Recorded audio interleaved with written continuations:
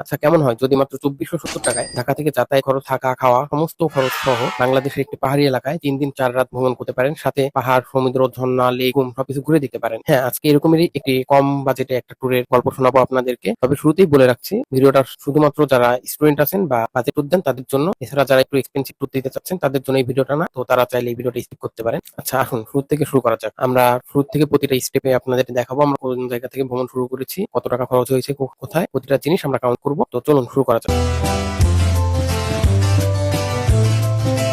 আমাদের ভ্রমণ শুরু হয় কমলাপুর রেলওয়ে স্টেশন থেকে। সেখানে আমরা চট্টগ্রাম মেল ট্রেনে জনপ্রতি 150 টাকা করে ঢাকা থেকে সীতাকুণ্ডের লোকাল ট্রেনে টিকিট কাটি এবং সীতাকুণ্ডে চলে আসি ভোর 7:30টার ভিতরেই। যদিও ট্রেন ছাড়তে কিছুটা বিলম্ব হয়, যেহেতু এটা লোকাল ট্রেন তো ঝামেলা কিছুটা হবে, এখানে সিট পাওয়া যায় না, তো দাঁড়িয়ে আসতে হতে পারে। যদি আপনারা আগে যান সেক্ষেত্রে সিট পাবেন। আচ্ছা, সীতাকুণ্ড রেলওয়ে স্টেশনে নামার পর আমরা জনপ্রতি 10 টাকা অটো ভাড়া দিয়ে সীতাকুণ্ড বাজারে চলে আসি।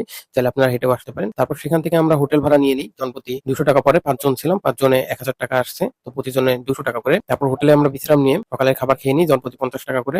আচ্ছা, খাওয়ার হিসাবটা আমরা পরে করি একবার। আর আগেই বলে রাখি, সীতাকুণ্ডের হোটেল ভাড়া খুব একটা বেশি না, সেজন্য আপনাদের অবশ্যই বৃহস্পতি, শুক্র, শনি এই 3 দিন স্কিপ করে যেতে হবে। সেক্ষেত্রে আপনাদের হোটেল ভাড়া খুবই কম পড়বে, 200 টাকার থেকেও কমানো সম্ভব, যদিও আমাদের 200 টাকা করে পড়ছিল পার পার্সন। যাই হোক, আমরা হোটেল থেকে বের হয়ে সরাসরি অটোতে উঠে পড়ি, লোকাল অটোতে করে আমরা সরাসরি চলে যাই সীতাকুণ্ড ইকো পার্ক। জনপ্রতি ভাড়া পড়েছিল 20 টাকা করে। আর পার্কের এন্ট্রি ফি মাত্র 30 টাকা, যদিও এটা 57 টাকা। স্টুডেন্ট আইডি কার্ড দেখালে আপনাদের 30 টাকা করে নেবে। তারপর আমরা সীতাকুণ্ড ইকো পার্কটা ঘুরে দেখি, 2টি ঝর্ণা ছিল এবং সীতাকুণ্ড পাহাড়। আর সীতাকুণ্ড পাহাড়ে আমরা হেঁটে হেঁটে উঠছিলাম, আপনারা চাইলে সিএনজিতে উঠতে পারেন। হেঁটে উঠলে, হেঁটে নামলে কোনো খরচ নেই। সিএনজিতে 300 টাকা থেকে শুরু করে 700-800 টাকা পর্যন্ত নিয়ে থাকে। এটা লোকজন কতজন গেল না গেল সবকিছুর উপর ডিপেন্ড করে। আচ্ছা, সীতাকুণ্ড পাহাড় এবং ঝর্ণার এই ভিউ গুলো আপনারা প্রথমে একটু দেখুন। এখানে উঠতে কিন্তু অনেক কষ্ট হয়, প্রথমে বলে রাখলাম। যারা শারীরিকভাবে দুর্বল তারা হেঁটে না উঠার পরামর্শ দিব। এখানে উঠতে অনেক কষ্ট হয় লিটারেলি। তবে ভিউ গুলা, দৃশ্যগুলো এত সুন্দর যে আপনি উঠলে আপনার ক্লান্ত গুলো দূর হয়ে যাবে নিমিশেই। যাই হোক, আমরা এখানে সারাদিন ঘুরি। তো আমাদের সীতাকুণ্ড পাহাড় থেকে নামতে নামতে সন্ধ্যা হয়ে যায়। সেই সময় কোনো লোক ছিল না, অর্থাৎ পার্ক বন্ধ হওয়ার টাইম। সেই টাইমে আমরা পাহাড় থেকে নামি এবং জনপ্রতি 20 টাকা করে ভাড়া দিয়ে আমরা আবারও চলে যাই হোটেলে এবং সেদিন রেস্ট নিই। তো ডে 1-এ আমাদের মোট খরচ ছিল এইটা।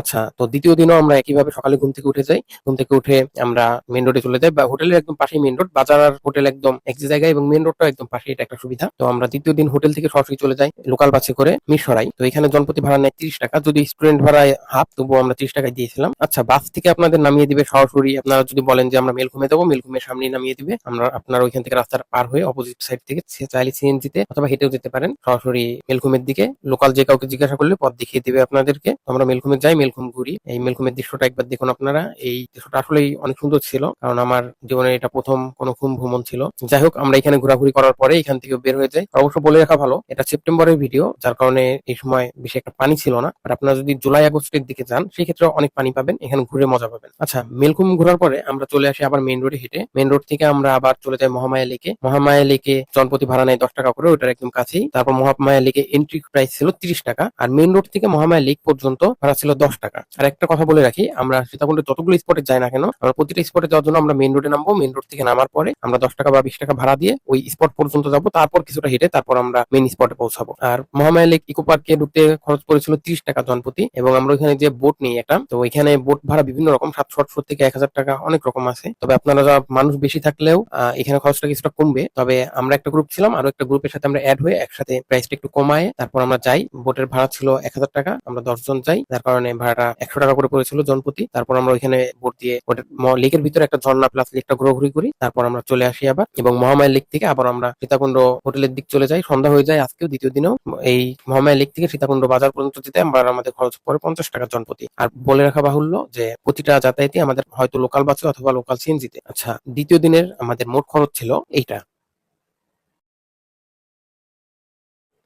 আচ্ছা, এখন ডে 3 এর কথা বলি। এখন ডে 3 তে আমরা প্রথমেই সকালবেলা উঠি, প্রতিনিয়তর মতো আমরা খেয়ে নিই। তবে আজকে আমরা হোটেলটা ছেড়ে দিই, যার কারণে আমরা হোটেল থেকে ব্যাগ সবকিছু গুছিয়ে নিয়ে বের হয়ে পড়ি, এবং আমরা হোটেল থেকে প্রথমেই চলে যাই গুলিয়াখালী সি বিচ। হোটেল থেকে সামান্য একটু দূরেই লোকাল সিএনজি যায়। এখানে অনেক বেশি টাকা নেয়, খরচ হয়ে যায় অনেকের। তবে এখানে লোকাল সিএনজি পাওয়া যায়।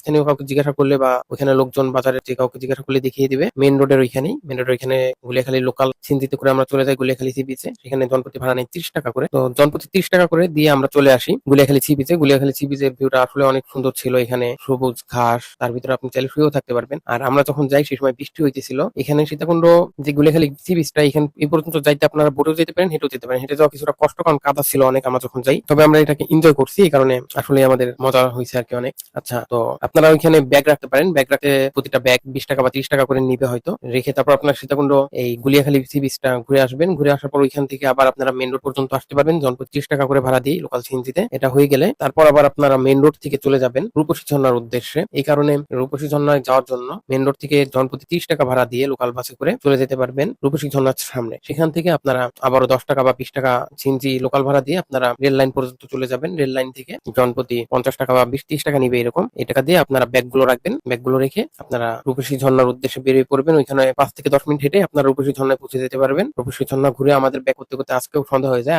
অনেক বেশি সন্ধ্যা হয়ে যায়, অর্থাৎ প্রায় 7টার বেশি বেজে যায় এবং সেই সময় পুরো অন্ধকার হয়ে যায়। আমরা ঝর্ণার ভিতরে আটকা পড়ি। এটা একটা দুর্দান্ত একটা সময় ছিল, যদিও অনেক ভয় পেয়েছিলাম। যদিও আমরা ভয় পেয়েছিলাম বলা ভুল হবে, যদিও আমরা এই জিনিসটা এনজয় করছি, তবুও এটা ভয়াবহ বা এটা অনেক ঝুঁকিপূর্ণ। তাই আমি আপনাদের সাজেস্ট করবো আপনারা এরকম না করেন। আর ডে 3-তে আপনারা রাত 11টা 11:30 পর্যন্ত সীতাকুণ্ড রেল স্টেশনে যে অপেক্ষা করতে হবে এই ঝর্ণা ঘোরা শেষ হয়ে গেলে, কারণ ওইখান থেকে আপনাদের লোকাল বাস আবার রাত 11:30টার পরে ছাড়বে, অর্থাৎ 11:30টার দিক চট্টগ্রাম থেকে ছাড়ে। সীতাকুণ্ডে আসতে হয়তো 12টা 12:30 এরকম বেজে যায়, তো সেই পর্যন্ত অপেক্ষা করতে হবে। আর ডে 3-তে মোট খরচ আমাদের এইটা। আচ্ছা আসুন এখন মোট হিসাবটা করি। তাহলে আমাদের ডে 1, ডে 2, ডে 3 এই 3 দিনে আমাদের মোট খরচ এটা। আর এখন আমরা প্রতিদিন সকালে 50 টাকা, দুপুরে 100 টাকা, রাতে 100 টাকা এটা খাবার খরচ ধরেছি, অর্থাৎ প্রতিদিন 250 টাকা করে 3 দিন 750 টাকা। 3 দিন 750 টাকা, 3 দিনের বাকি খরচগুলো টোটাল মিলে টাকা আসে কত? 1970 টাকা। আর আমরা 500 টাকা এক্সট্রা ধরছি যদি কারো এক্সট্রা কিছু খাইতে হয় বা এক্সট্রা কিছু খরচ হয় সেই ক্ষেত্রে। তো টোটাল মিলে এটাই হচ্ছে হিসাবের খরচ। তবে 2470 টাকা তো লাগবে না, 500 টাকা এক্সট্রা ধরছি, 1970 টাকায় ঘুরে আসতে পারবেন। তবে ভ্রমণটা অবশ্যই বন্ধুদের নিয়ে দিবেন এবং যারা কষ্ট করে ভ্রমণ করতে পারে তাদের সাথে দিবেন, তাহলেই ভ্রমণটা করে মজা করতে পারবেন। ধন্যবাদ সম্পূর্ণ ভিডিওটা দেখার জন্য। যদি ভিডিওটি ভালো লেগে থাকে তাহলে অবশ্যই লাইক, কমেন্ট এবং শেয়ার করে দিবেন বন্ধুদের মাঝখানে, এবং কাদের নিয়ে আপনি এই ভ্রমণটা করতে চান তাদেরকে অবশ্যই মেনশন করবেন। ধন্যবাদ। আল্লাহ হাফেজ।